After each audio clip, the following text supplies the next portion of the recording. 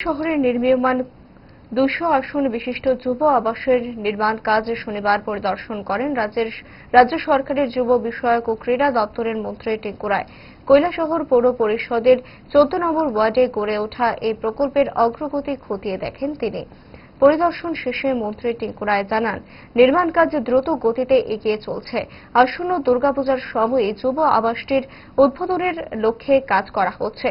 তিনি সংশ্লিষ্ট দপ্তরের আধিকারিকদের নির্ধারিত সময়সীমার মধ্যে নির্মাণ কাজ সম্পূর্ণ করার নির্দেশ দেন। মন্ত্রী আরও বলেন, যুব আবাসটি চালু হলে রাজ্যের বিভিন্ন প্রান্ত থেকে আসা ক্রীড়াবিদ, সাংস্কৃতিক কর্মী এবং বিভিন্ন যুব উন্নয়নমূলক কর্মসূচিতে অংশগ্রহণকারী যুবক যুবতীদের আবাসনের সুবিধা মিলবে। পাশাপাশি এটি উত্তর ত্রিপুরা জেলার ক্রীড়া ও যুব কার্যক্রমকে আরও গতিশীল করতে গুরুত্বপূর্ণ ভূমিকা পালন করবে বলেও তিনি আশাবাদ ব্যক্ত করেন।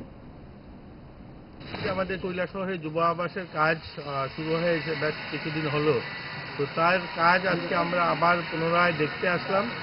আমাদের লক্ষ্য হচ্ছে দুর্গাপুজোর পাশাপাশি আমরা যেন এটাকে ওপেনিং করতে পারি। তার জন্য আমাদের আধিকারিকগণ যারা আছেন এখানে, যারা কাজটা করাচ্ছেন, তাদেরকে নিয়ে আজকের আমাদের এই পর্যালোচনা হল। দেখলাম যেগুলো ত্রুটি বিচ্যুতি রয়েছে সেগুলোকে সংশোধন করা এবং এডিশন কিছু কাজ যেগুলো রয়েছে সেগুলো আমাদের বলা হলো।